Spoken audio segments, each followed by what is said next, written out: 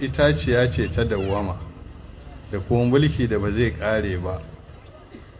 Sannan qasamahuma inni lakuma laminan nasihin, ya musu rantsuwa ta fajirci. A nan aka taɓa fajirci na farko, a yi rantsuwa ta ƙarya da Allah.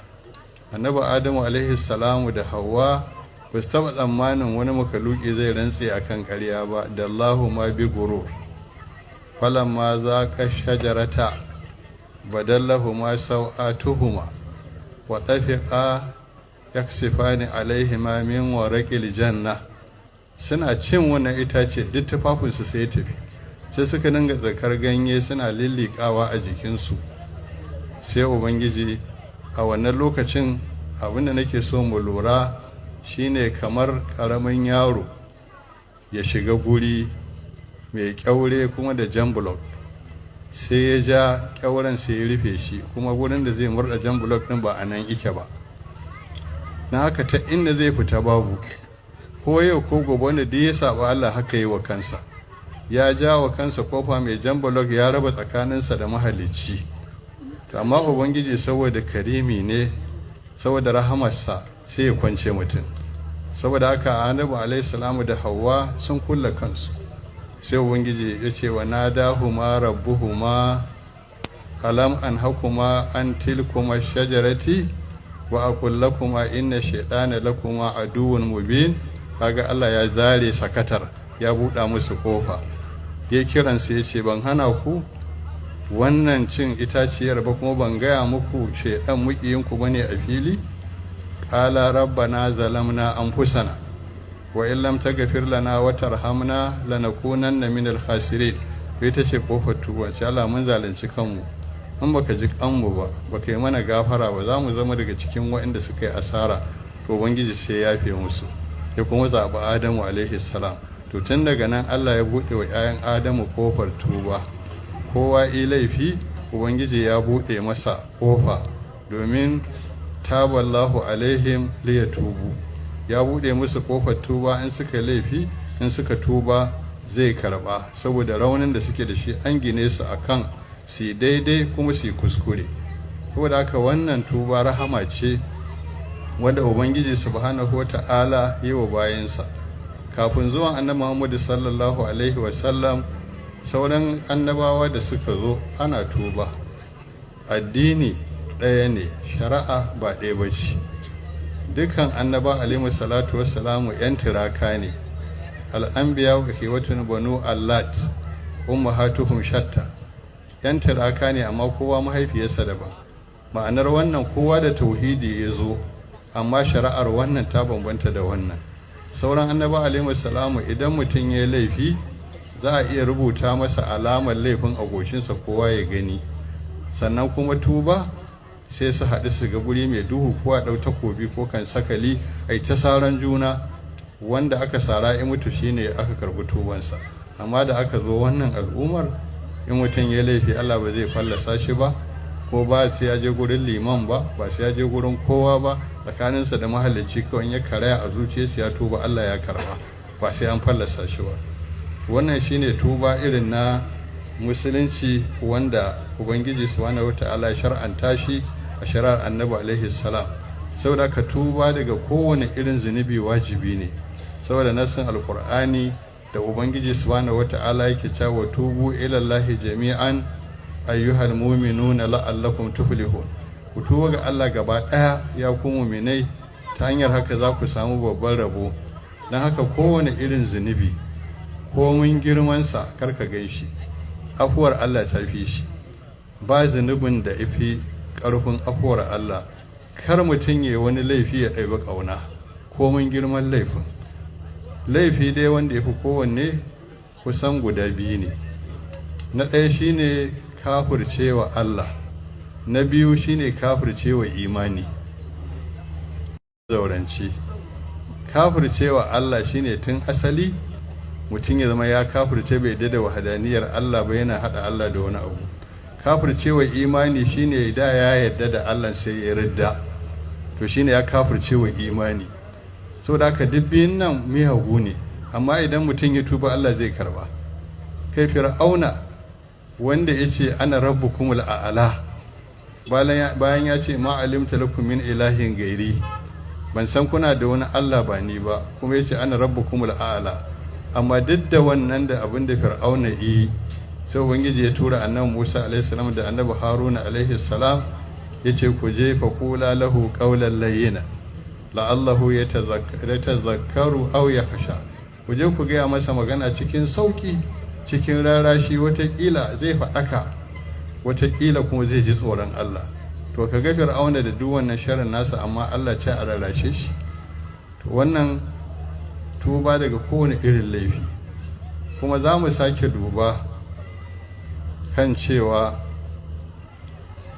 Hindu bintu Utuba ita ce ta sa aka yi wa sayyidina Hamza radiyallahu anhu shahada a Uhudu, ta kuma ɗauka ta yanka, ta ɗauko hantarsa ta tattauna ta furzar. Amma ranar da aka zo fatahu Makka sai ta ce da mai gidanta, yau na gamsu da abin da aka zo da shi, kai na musulunta. Sai ce ba zan iya ba, wannan abin da kika sa aka yi wa baffansa ba zan iya kai ki gabansa ba. Sai sai dai ki nemi wani. Sai ta ce to akwai dan uwa na wanda muke uwa ɗaya da shi, shine sana Usman ibn Affan radiyallahu anhu, shi zan je gurin sa. Je sai kai ta, yace ya rasulullahi ga Hindu bintu Utuba. Yace me ta zo yi? Tace za ta musulunci. Tace marhaban biki. Haka yace, ko kallon wancan bai ce marhaban biki, marhaba lale, marhaba lale, sai ba ta musulunci. To da rahama ce, an bude mata kofa ta bi, kuma an karbe ta duk da abin da ta yi. Sai ya tura Tamima ibn Aus ad-Dari, yace tafi gurin Wahash, shine wanda yau sai na Hamza wannan, je ka ce ina kiran sai musulunta, ko aka kiran sai musulunta kuma ya karbe shi. To dan haka babu wani laifi da ya haura tuba. Duk wanda ya ce in mutum ya tuba Allah ba zai karba ba, ya kuskure. Kowane irin laifi ne kuwa, in mutum ya tuba, ubangiji zai karba, ya kuma kankare mai zunubi, ya kuma shigar da shi cikin rahama. Dan haka annabi alaihi salatu wassalamu ya ba mu labari na wani mutum wanda ya zama kamar mahaukacin zaki, banda kisa ba abin da yake yi. Annabi alaihi salatu wassalamu ya ce sai da ya kashe mutum 99, sai zuciya ta karaya. Sai ya ce a kai shi gurin malami wanda zai shiryar da shi akan yadda zai komo daidai. To da aka yi rashin sa'a, sai a kai shi gurin mai ibada. Mai ibada ku kullum yana masallaci, yana sallah, yana azumi, yana sharan masallaci, amma ba ilimi ne da shi ba. Sai jama'a suka tsammaci zai iya wani abu, taɓuka wani abu. Suka kai shi gurinsa, ya ce bawan Allah na kashe mutum 99, shin in na tuba Allah zai karɓa? Ce ina, ka kashe mutum 99, ina Allah zai ji kanka. Bai san cewa mahaukacin zaki ba ne, iris ike nema ya kisa. Sai ce haf, tunda ba za a karɓi tuba na barin ci gaba da tamore. Kawai sai kashe shi, ya cika ɗarin. Amma zuciya dai tana so ya dawo. Sai ce a kai shi gurin malami. Sai aka kai shi gurin malami. Da aka kai shi gurin malami, ya ce na kashe mutum 100, shin kofar Allah buɗe take, na tuba zai karba? Sai ce me zai hana? Ba abin da zai hana Allah ya karɓi tubanka, ka tuba. Sai ce ya tuba. Sai ce to ka bar garin da kake, tafi gari kaza, mutanen kirki ne. In mutum ya tuba, mafiya ana so ya bar cikin mutanen da a cikinsu ya ɓacin, domin ɓatattu ne, sai ya sake dawa ruwa. Sai ce to, sai ɗau hanya ya tafi garin da aka gaya masa. To a wannan hanyar da ya tafi, sai da ya je mararrawa, kawai sai ajali izo. Mala'iku iri biyu sai suka taho, mala'ikun rahama suka taho su ɗaurai, na azaba suka taho su ɗaurai, sai hujjatayya tsakaninsu. Sai mala'ikun rahama suka ce ai ya tuba. Sai mala'ikun azaba suka ce bai taba aikin alheri ba ko so ɗaya. Sai ubangiji ya turo mala'ika, annabi alaihi salam sai aka sa shi a sura ta ɗan adam. Ina so mu fahimta irin kimar da mutum yake da ita. Mala'ika yana surarsa ta mala'ika, bai sai hukunci ba, dan ba wakilin Allah bane a doron ƙasa. Sai da aka mai da mala'ikan surar mutum, to sannan ne ya zama alƙali a tsakaninsu. Ya ce to za a yi hukunci. in an tashi yanzu sai a auna inda ita ho da kuma inda za shi. Idan ya fi kusa da inda ibaro, to mala'ikun azaba sai su ɗauransa. in ya fi kusa da inda za shi sai mala'ikun rahama su ɗauransa. Annabi alaihissalam ya ce da aka zo za a yi awon, ubangiji da kansa ya ce da ƙasar da ibaro ƙara nisa, wacce kuma za shi ya ce matso. Ana auna sai a ga ya fi shiga cikin inda za shi da kirji kawai, sai mala'ikun rahama suka ɗauka. Bai taɓa aikin alheri ba, zuciya ce ta karaya, ito ba Allah yi masa haka. Ana nuna mana sa'atu rahmatullahi, yanda rahama Allah take da yalwa, yin take karɓar bayi. To wannan yana nuna mana cewa ya kamata ko me muka yi mu tubar wa Allah subhanahu wata'ala.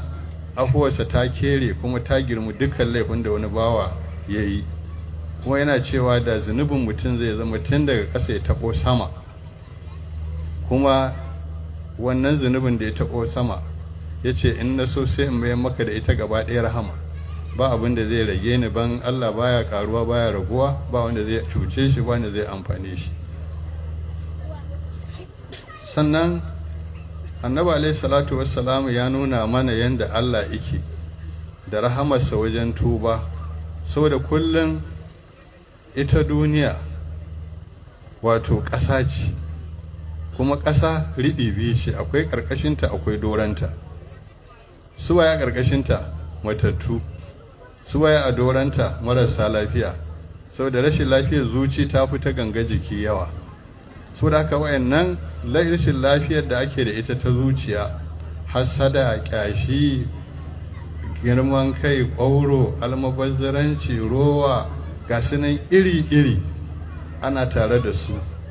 To saboda haka ubangiji subhanahu wata'ala da rahamarsa sai annabi alaihi salam ya ce inna allaha yabsutu yadahu bil layli liyatuba musii'un nahar wa yabsutu yadahu bin nahari liyatuba musii'ul layli. Allah su kullun yana shimfiɗa rahamarsa da daddare domin dukkan wanda suka yi laifi da rana, in dare suka nutsu suka gane da rana ba su kyauta ba, abinda suka yi wa Allah ba daidai ba ne, ya buɗe ƙofarsa in suka tuba sai ya karba. Haka da daddare Allah yana buɗe ƙofofin tuba domin wanda suka yi aiki da rana ba daidai ba su tuba. Haka wanda suka yi da rana an buɗe ƙofa da zuwa da daddare sun nutsu sai su tuba. Wanda suka yi da daddare da rana an buɗe ƙofa in suka nutsu sai su tuba. Haka Allah yake ta yi kullum. Malam ta dala'i shamsu min magaribiha, mutuƙar rana ba ta hudo daga mafaɗarta ba. Ran da rana ta hudo daga mafaɗarta to ran Allah ya rufe ƙofar tuba, ko mutum ya tuba za a karɓa ba. Ita kuma in za ta ko yau rana yanzu tana can sai ta yi sujada a ƙarƙashin al'arshi, gaibi ne da sun ba sanar da mutum aka yi ba zai sani ba. Annabi alaihi ce kullum rana ta faɗi ba ta sake huduwa sai ta je al'arshi ta yi sujada, an mata izini ta hudu. To ran da za ta hudu ta mafaɗarta in ta yi sujada ba za a yi mata izini ba, sai daga baya a ce da ita ta hudu ta inda take faɗuwa. Za a wayi gari dare ya tsawo, a yi bacci a farka, masu hankali su tashi su yi salloli, iyayen da suke so su gari ya ki wayewa su sake kwantawa su kwanta su huta su yi bacci, su sake farkawa su tashi su yi ta sallah, gari bai waye ba su sake kwantawa su sake tato, daga nan sun san ba lafiya. Gari na wayewa ku sai a ga rana ta hudu ta mafaɗarta. To daga ran nan Allah ya rufe kofar tuba, ba wanda zai tuba Allah ya karba. Saboda haka Allah ya taimake mu da tuba, kuma Allah kare kai mu wannan lokacin. Da ɗaya kofar kuma annabi alaihi salam ya ce Allah na karɓar tuban bawansa malam yu gargir, wata bai kai gargara ba. Duk wanda yi laifi ubangiji subhanahu ta'ala yana gaya mana innama tawbatu ala allahi lillazina ya'maluna su'a bi jahalatin summa yatubuna min qaribin fa ulaika yatubu Allahu alaihim. Shi tuba ga wa'anda suka aikata laifi suka kuskure kuma a kusa cikin gaggawa da sun gane laifi suka yi to sai su tuba, wannan Allah yana karɓar tubansu. So da haka duk wanda ya aikata laifi to ya tuba kafin ya kai gargara, amma idan ya kai gargara rai ya zo ya kirji zai fita ko ya tuba Allah ba zai karɓi tubansa ba. Amma in ba a kai wannan ba, in dai mutum ya kare ya tuba shi kenan, Allah sai karɓi tubansa sai ya yafe masa dukan abin da yi.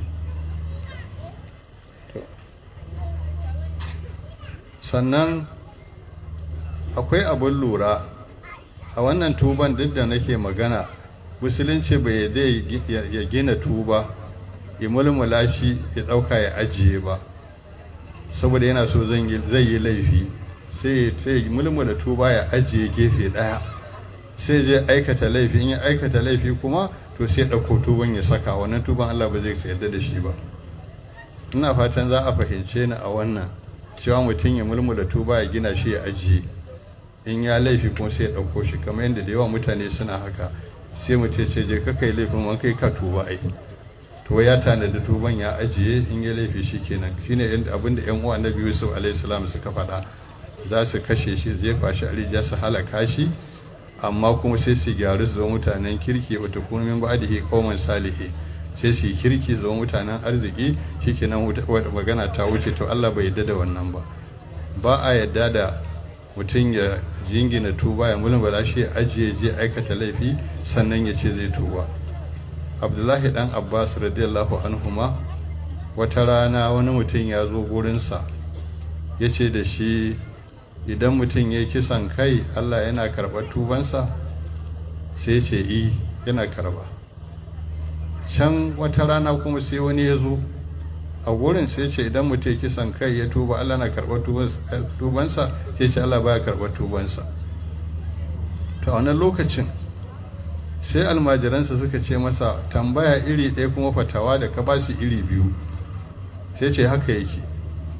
Shi wancan na farko da ita ice in yi mutumin da ya kisan kai tuba Allah zai karɓi tubansa, kisan kan yayi, na gan shi ya taho cikin nadama da damuwa, kisa na buɗe masa ƙofar Allah na ce Allah yana karɓar tuba. Amma na biyu a fusace ita wani ne ya yi masa ba daidai ba, in na ce Allah yana karɓar tuba zai jingina tuban ya je kashe shi sannan ya ɗauko tuban ya ajiye, shi kuma Allah ba zai karɓar shi. Sa na ce masa Allah ba zai karɓi tubansa ba, don kaiyewa Allah abin da ba zai yadda ba. Wannan shine abin da ake so malamai su dinga fahimta, in an musu fatawa su dinga sanin yadda za su ba mutane ansa, ba za su ba da kofar da za a lalace ba. To wannan kenan. Sai to tuban idan an yi yana da amfani guda biyu. Amfani na ɗaya shine duk zunubin da mutum ya yi sai Allah ya kankare su kaf. Abu na biyu, sai Allah ya ɗaga darajar mutum. An kankare zunubi kuma sai a ɗaga darajarsa. Wannan shine fa'idar in an yi tuba, abinda ake samu kenan. Domin Ubangiji subhanahu wata'ala baya son bawansa ya mutu da zunubi, saboda lahira ba gurin wasa bace. Duk wani mai hankali yana tunanin ranar da zai fara kwana a cikin makabarta. Wannan daren ya fi kowane dare tashin hankali gurin mutum. Sai dare na biyu wanda yake binsa a tashin hankali shine daren da in gari ya waye za a busa kaho a tashi kiyama. Saboda haka wayannan darare suna buƙatar shiri, suna buƙatar daidaitawa tsakanin bawa da mahalicci.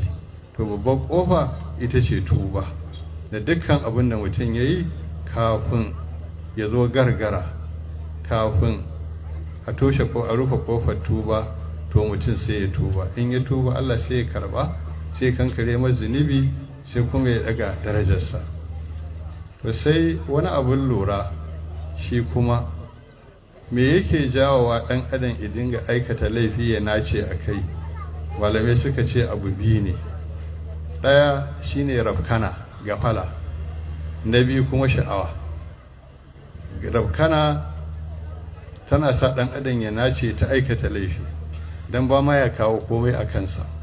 Na biyu kuma yana da sha'awa wacce take juya shi, ita ce injin da yake juya shi. Suka ce to meye maganin waɗannan? Maganin rafkana shine ilimi. Idan mutum ba shi da ilimi ba abin da ba zai iya ba na rashin hankali.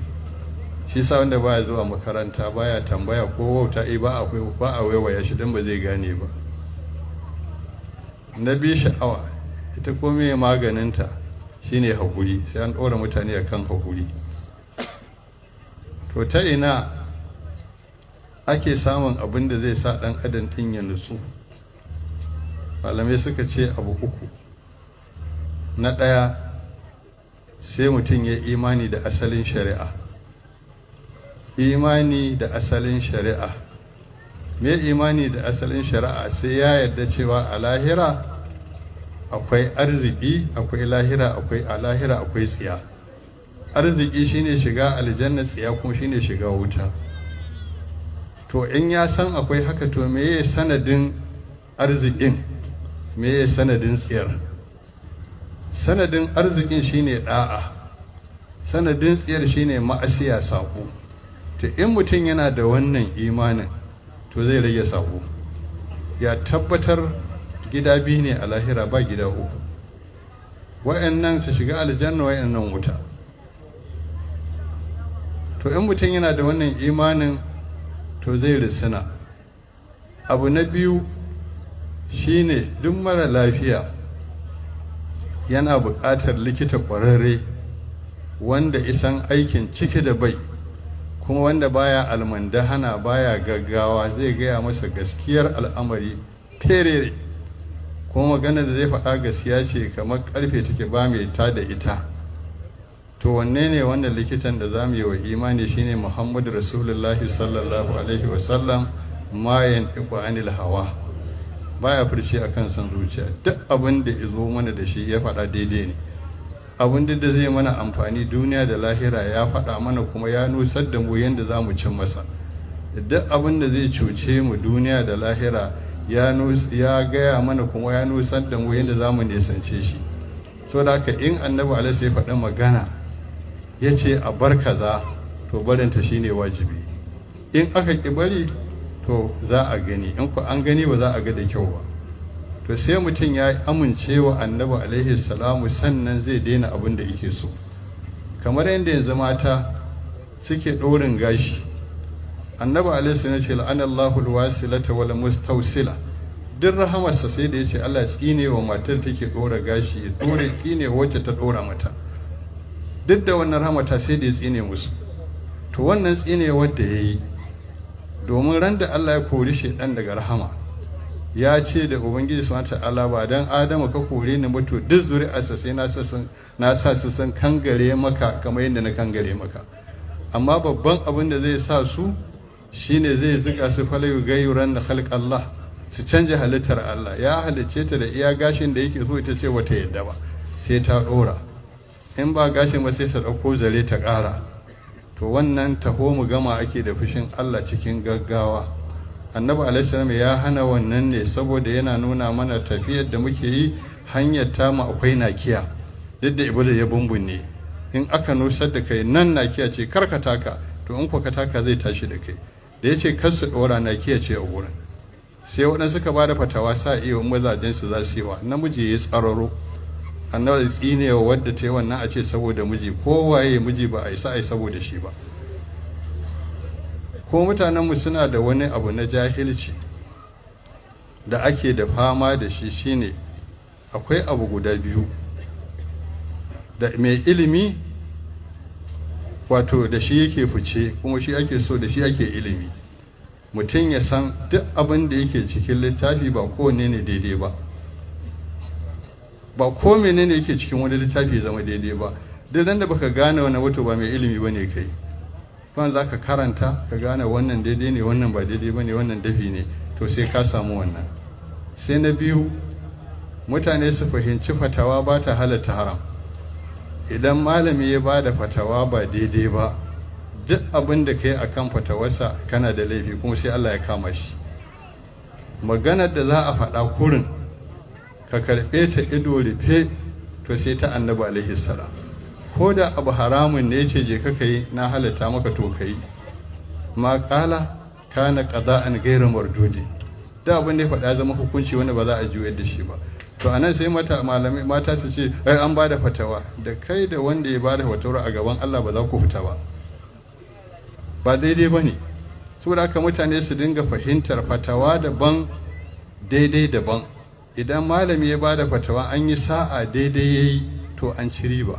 In ku kuskure yi, to wanda ya amfani fatawarsa za a shiga matsala. Dama annabi alaihi salam yana gaya mana, la yanzi'u Allahu al-ilma intiza'an, walakin yaqbidu al-ilma bi qawdi al-ulama.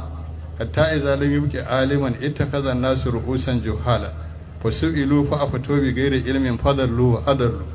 Allah baya karɓar ilimi a cikin zuciyar mai shi ya cire ilimin, kamar yadda Allah yake tuba sarauta, yana ya tuba mukami, sai a ce yau wannan tsohon shugaban ƙasa ne, wannan tsohon gwamna ne, wannan tsohon ɗan majalisa, wannan tsohon sarki, duka wannan da ya taɓa yin kuɗi, da ya taɓa lafiya yanzu ba shi da lafiya, da yana da aure yanzu babu. Duk abin da Allah yake kyauta yana karɓe, amma ban da ilimi. Idan yana son karɓa ilimi, masu ilimin zai dinga ɗauke ransu. Idan aka wayi gari masana na gaskiya suka ƙare, to mutane za su dinga lalabe su ɗauki wanda ba ilimi ne da su ba. In sun tashi yin al'amari sai su je gurinsu, fa su ilu fa a fito bi gare ilimin. In aka tambaye sai su bada fatawa ba da ilimi ba, fadallu wa adallu, sai su bata su batar. To da ka a sani akwai fatawar da in malami ya bada ita zai zama ya bata kuma ya batar da waɗansu. Saboda haka ina son kanmu iwaye akan fatawa, ba cewa aka in an yi duk abin da kai daidai bane a gurin Allah, Allah ya kyale ka, ba haka bane. Kamar yadda shari'a ita ma, idan alƙali yanke hukunci yana yanke hukunci daidai da shaidar da ya samu. Idan abin da ya samu na shaida ya da yake hukunci, idan abin a ƙarƙashi a gurin Allah ba haka yake ba, to a kiyama matsala ce, shi alƙali ya fita ba shi da laifi. Amma wanda ya karɓi abin ya san wato shaidar zur'i je isa aka bayar. Annabi alaihi ya ce kuna kawo ƙara guri na, ni kuma ina hukunci gwargwadon abin da na ji na hujja. Wanda ya fi ɗan uwansa baki ya fi kafa hujja, na ɗauki wani abu na bashi wanda ba shi da haƙƙi, inna ma ga ɗaula huƙi ɗatan min nare, ya sani wuta na bashi. To da haka waɗannan abun ukun ya kamata mu lura da su, mu fahimta, domin kar mu je mu dinga rufe wa kanmu ƙofa. Sannan akwai wani abin lura kuma, shine idan aka ce wannan abin laifi ne, to gara ka yi shi ka yadda laifin ne, akan kai faɗi ka ce kai ba laifi ba ne. Ka yi ka yadda laifi ne ya fi sauƙi, ƙofar Allah tana nan buɗe, in ka zo za ta bulle. Amma in ka ce ba laifi ba ne, to kafurta za ka yi. Wannan na so shi ma mu fahimta. Ka aikata laifi ka yadda laifi ne, domin Allah ya ce ka fi ƙarfin zuciyarka, to sai zuciyarka tafi ƙarfinka, Allah zai yi maka uzuri. Amma in ka ce ba laifi ba ne, wanda yake ma'alumu min addini bil darura, to mutum sai ya ridda. Naka shi ma akwai buƙatar mu lura da irin wayannan abubuwan, domin kada mu gina wa kanmu rami mu shiga ta inda ba za mu iya fita ba. To mu lura da wannan. Sannan sai tuban akan haƙƙin Allah da kuma tuba akan haƙƙin bayan Allah. To shi tuba yana da sharaɗai, su ne da mai al'akadari ya faɗa, shuruɗin taubati. Sharaɗan tuba shine mutum ya bar saɓan a lokacin da saɓan yake masa kyau, a lokacin da yake jin daɗi, yake kwalliya da shi. In ya je gurin saɓan sai zama gishirin gurin, sai gurin ya armasa. In ba shi sai guri zama lami, to a wannan lokacin ake so ya bar sabo. Idan mutum yana zuwa gurin da ake ɓanna, da ya je gurin sai ya armasa kuma sai kawa, to ya bari a wannan. Amma in ya kai lokacin da in ya zo ana ce haba ba wannan gurin ai ba naka bane, ko wannan gefe dan an sha giyar an rage ami ko masa, kaga ta ɓaci a wannan lokacin. Ba a san haka. Lokacin da abin yake masa kyau, yake siga, to sai ce ya daina. Sannan na biyu, ya yi da na sani cewa bai ji daɗin abin da ya faru ba, bai kyauta wa Allah subhanahu wata'ala a wannan ba. Sannan na uku, tuban ya zama zarar bunu, wato ba zai sake kuma ba tuban muzuru ba, ya tubar wa Allah, ya alkawari ba zai sake komawa kan wannan zunubin ba. To wannan shi ake kira sharaɗan tuba. Amma mutum ya ce ya daina laifi, idan ana labarin irin laifin ya ce ko yanzu shafan mai kuka mu namu ai kaza kaza kaza. Ko wata rana da wani je yan farauta suna kirari, ana kiɗa, shago na ihu yana kirari, dan ana ce mai kutubani, wanda in zai dambe da ɗan shekara 40 da ɗan shekara 6 duka iri ɗaya ke musu, yace da ma zai sake karami ya karya shi ba. to da ya ji ana wannan ana ta kirari ana kirari sai kama tsima take mun gode Allah a lokacin da yake ganiya ta sai na kashe mutum 21 haka hanya ce ta kawo shi kurin kaga ya lalace kenan to a lokacin da ya ji ana wannan sai ya ƙara tuba ta hawaye ce da mun yi ba daidai ba amma da Allah ya shirye mu to haka tuba yake kuma kar mutum ya da ya koma to wannan tsakanin mutum da Allah kenan to tsakanin mutum da bayin Allah shi kuma wayannan ukun ana son su sai kuma ƙari idan yi da mutum yayi da wani to sai ya warware wannan din inda yaje ya fafata shi yayi da shi din ko da yake shi da mutum abinda mutum yake da shi a faɗa shine yi da mutum idan mutum yana riga guda ɗaya ke sawa sai shekara yana sawa in an zo magana wani mai sa riga ɗayan nan to kamar ya mutu ne mutum ya shauki ɗanyen naman sai ci dama riga ɗayan yake sawa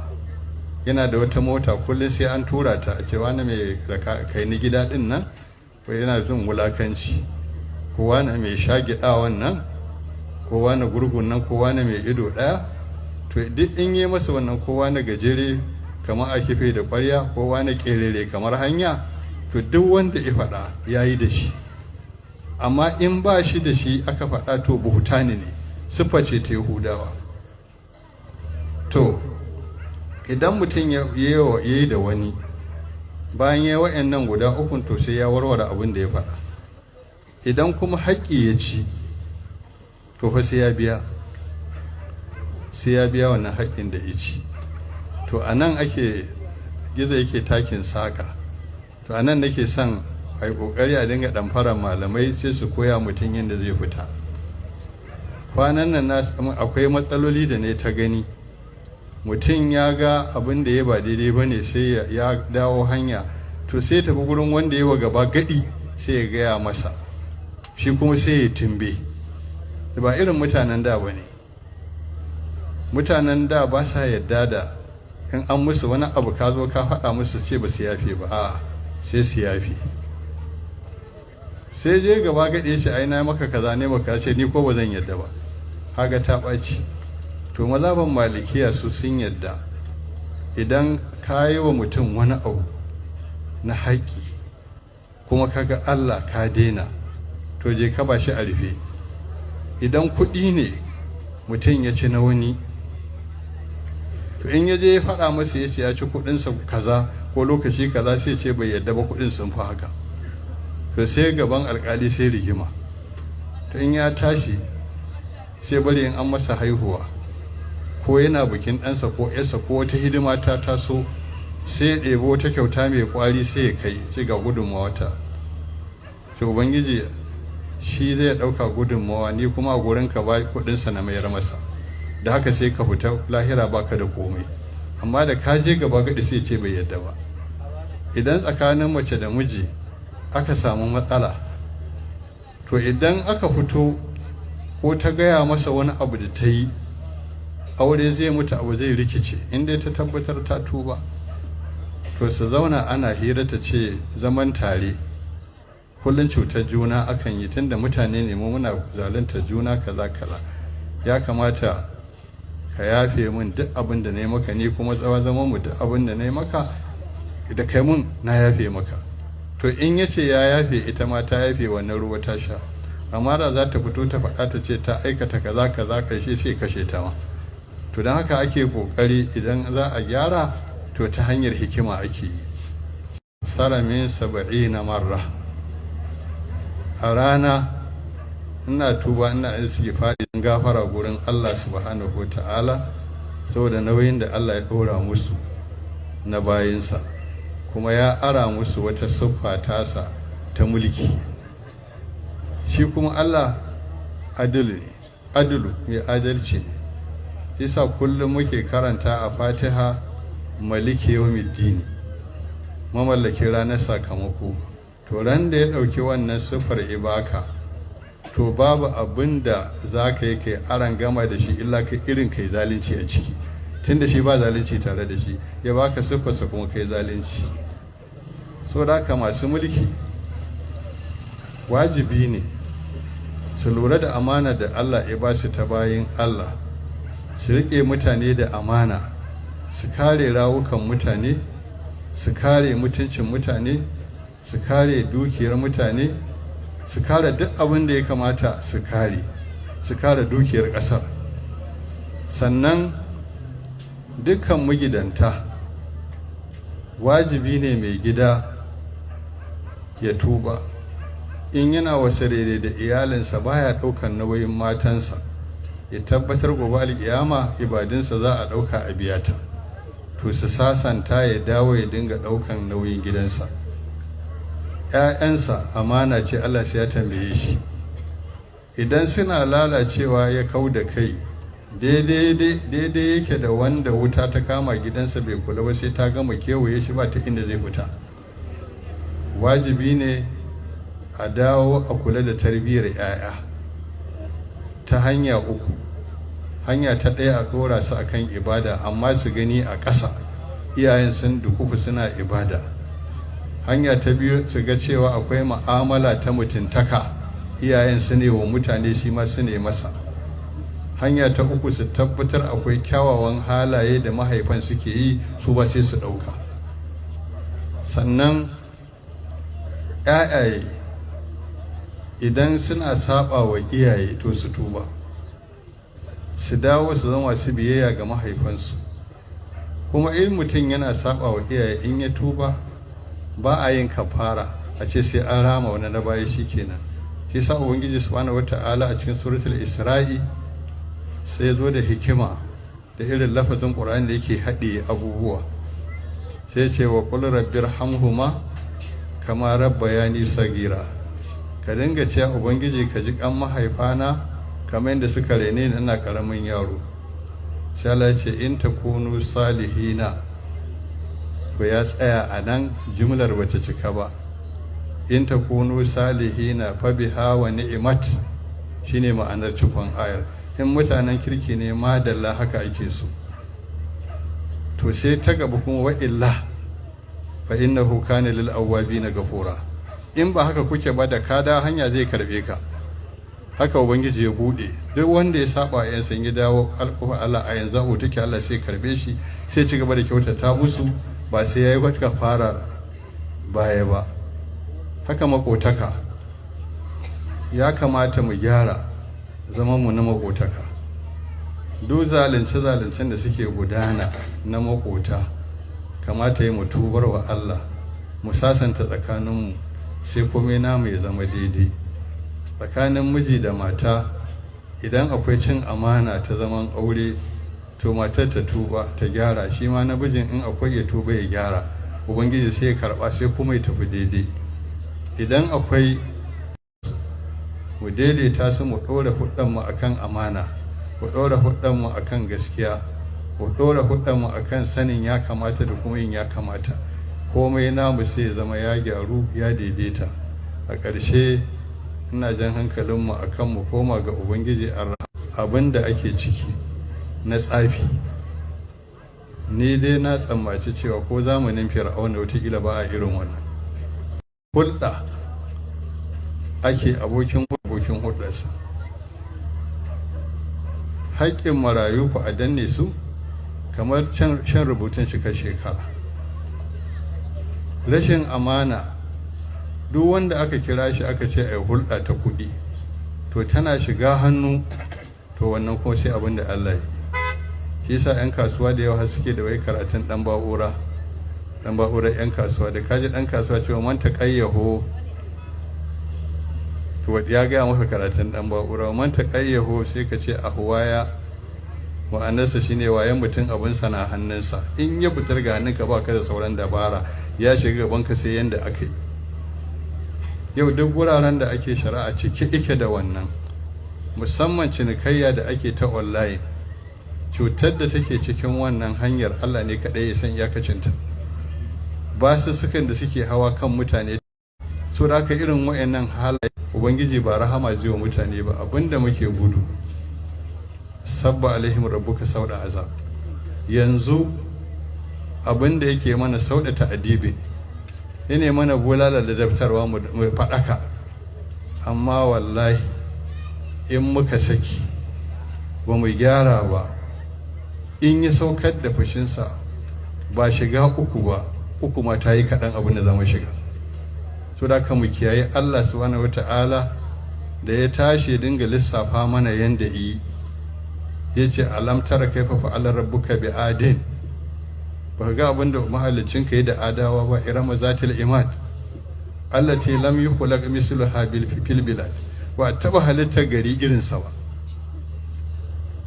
to lam yukhlaq misluha fil bilad, sai wa fir'auna zil autad, kyauta ido ta wannan ta fi wahala, sai canja mana, domin Allah la yughayyiru ma bi qaumin hatta yughayyiru ma bi anfusihim, mu muka canja ya canja mana.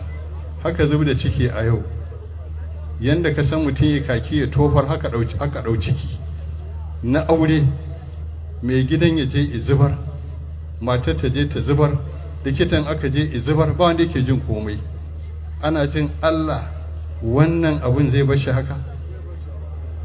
To ya kamata mu gyara wa'annan abubuwan da muke, mu daina yaudarar kanmu. In muka gyara, kofar Allah da take sai ya gyara mana, kuma sai ya canja mana. Jiya nake lissafi, kazar da muke siye zamanin Audu Bako, za ka siye ta yau kwana 3 da ta fara kwai.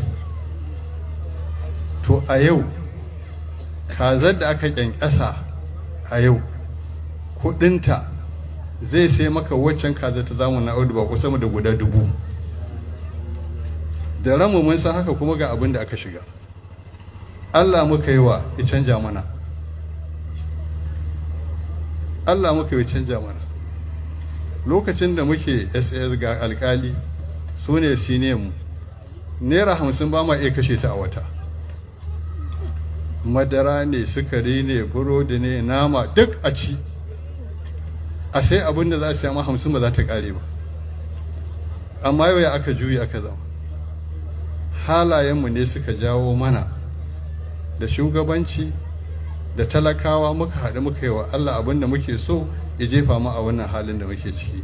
To mafitar mu riƙe Allah subhanahu wataala, mu gyara, kowa ya gyara abin da yake tsakaninsa da Allah. Halin da muke ciki a wannan ƙasa, Allah ka yaye mana. Tsoron da ake ciki da rashin zaman lafiya, Allah ka yaye mana. Rashin tarbiyya, Allah ka yaye mana.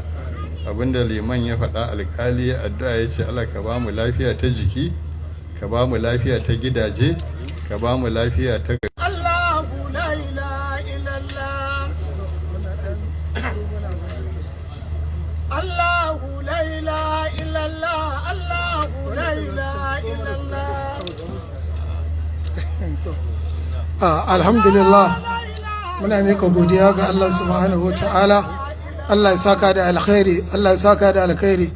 Da Allah yan uwa a ɗan yi hakuri, dama akwai tambaya guda ɗaya wadda aka ce idan malam ya gama bayani da Allah ana roƙon malam ya ɗan ƙara yi mana ainihin bayani akan mutumin da ya ce wa matarsa ya ballaka mata igiyar aurenta, da kuma mutumin da ya ce ya ba matarsa zaɓi akan ko ta zaɓe shi ko kuma dai abin da ta gani ya dace.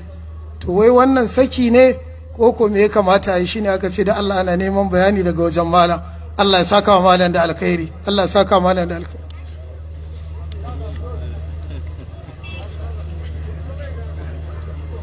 Assalamu alaikum wa rahmatullahi wa barakatuh.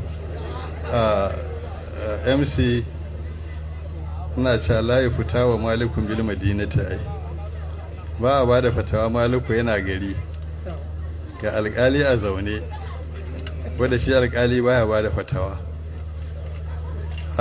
Ita in yace ya mallaka mata, ta zama mu mallaka. In ta saki kanta ta saku, amma saki daya. Amma in yace ya bata zabi muhayyara, in ta saki kanta ta saku saki 3. Assalamu alaikum. Allah ya saka da alkhairi. Allah ya saka da alkhairi, Allah ya saka malam da alkhairi. To da Allah aka ramaka Allah dai a ƙara hakuri. An san idan aka riga aka ga malam, kowa hankalinsa so yake ji daga gare shi.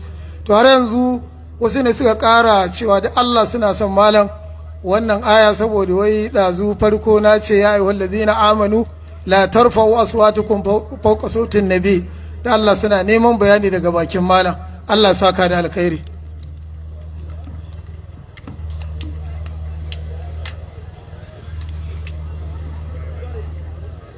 Assalamu alaikum warahmatullahi wabarakatuh. Ita wannan aya farkon suratul hujurati ne. Dalilin saukarta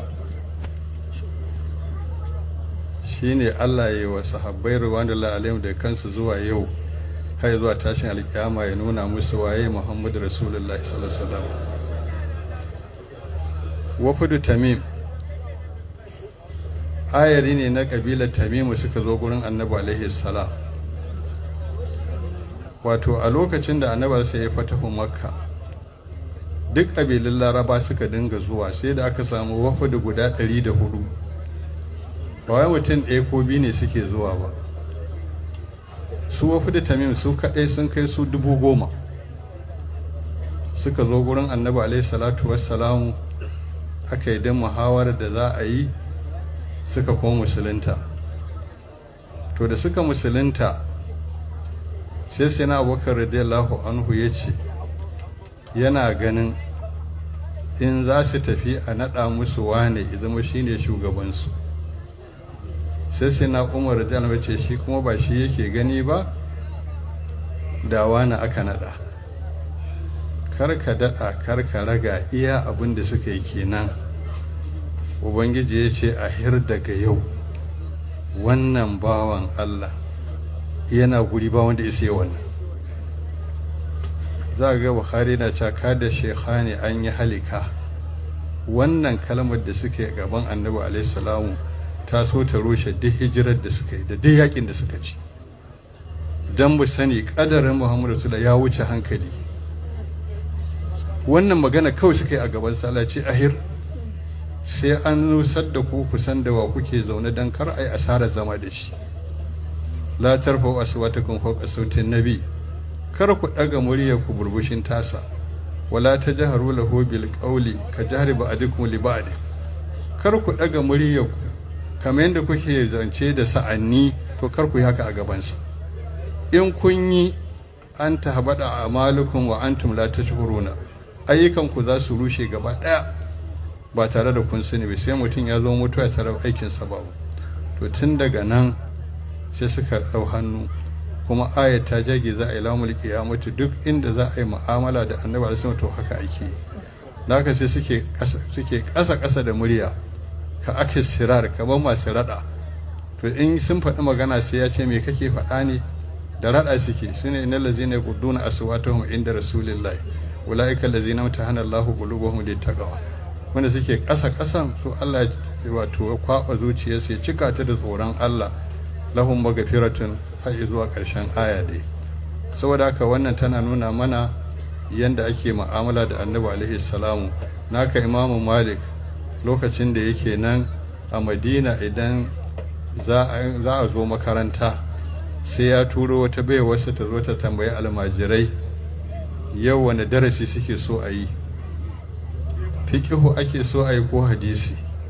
In sun ce fikihu zai fito, in sun ce hadisi sai ya wanka, sai ya shafa turare, sai ya sake riga. Sannan in ya zauna ba zai faɗi kalmar hadisi guda ɗaya ba, sai ya ji gabarin Madina gaba ɗaya ya shiru, ya ce ba a haɗa sautin Annabi alaihi da sautin wani. To wannan shi ake, shine abin kulawa. Maganar Annabi alaihi ta wuce ana hadisin Annabi alaihi, mutane suna surutu, ana shigar da shi cikin maganganun mutane, balle kuma alqur'ani. To wannan shine abin da aya take magana akai, ladautar da al'umma ake yi akan yin mu'amala da Annabi alaihi salamu. Sai an koya tun daga nan. In baki suka shigo za su zo gurin Annabi alaihi salamu, sai na Abubakar ya zama shine chief protocol, shi zai roƙo su ya shigo da su, ya nuna musu yadda ake zama, nuna musu yadda ake magana da Annabi alaihi salamu, kuma su yi magana su gama, nuna musu yadda za a fita, domin ka a samu rushewa al'amura, ka a samu su'ul adabi. Wannan shine abin da zan iya cewa akan ita wannan ayar. Aqulu qawli hadha wa astaghfir. Kamar yadda sai haɗe ga baki malam daga ƙarshe dai da Allah ya yi mana addu'a, mu mutanen wannan unguwa da matanmu da yaranmu da dukkan wanda suke zaune wannan unguwa a bisa Allah ya masu albarka, kuma Allah ya zaunar da unguwar lafiya, mata da yara Allah ya shiryar mana da su. To sannan daga ƙarshe akwai tambaya guda ɗaya wadda idan malam ya amsa sai mana wannan addu'a, shin a wajen sallah akwai bambancin yadda ya kamata mace ta yi sallah da kuma namiji? Wannan shine tambayar.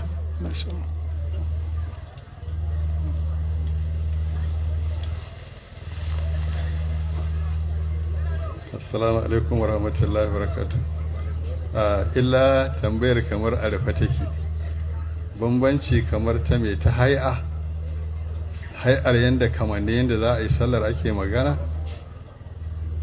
amma in maganar takabiratul ihramu ce da tsayewa da karanta ƙur'ani da ruku'u da sujada har zuwa sallama, to da abin da namiji shi ma ita ma mace shi za ta yi, sai dai wajen al'aura ta mace ta bambanta da namiji. Ita mace ana so in tana sallah ko duniya ta kar ta fito, ko ina na ta arifi. Zamanin annabi alaihi salam yana cewa mace in za ta yi tafiya mayafinta ya dinga jan ƙasa ɗani guda. Sai ummahatul mu'minina matan annabi alaihi salam radiyallahu alaihinna suka ce rasulullahi ai tsiraici za su yi kenan, ɗani ɗaya ja ƙasa, sai ce to kamu guda. to da kamata kamu guda suke ce suna tafiya zannuwansa da mayafinsa haka zai dinga jan ƙasa. To kuma sukan bi ta guri akwai kwatami sai ya shiga, sai su koma sai ga musu ce dahiru hama ba da ha, in ta ja gurin da babu ya tsarkake wannan ba komai. To da haka ana son rufe jikinta ita fiye da na namiji. Sannan kuma ita tana da ƙirar jiki da ta babbanta da namiji, ko ƙugunta kadai zubin ƙashinsa akwai bambanci tsakanin da namiji so 19. Wajen haikal na mutum